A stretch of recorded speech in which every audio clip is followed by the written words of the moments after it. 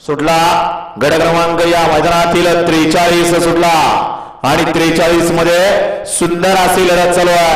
कोण होतोय 43 चा गट विजयी?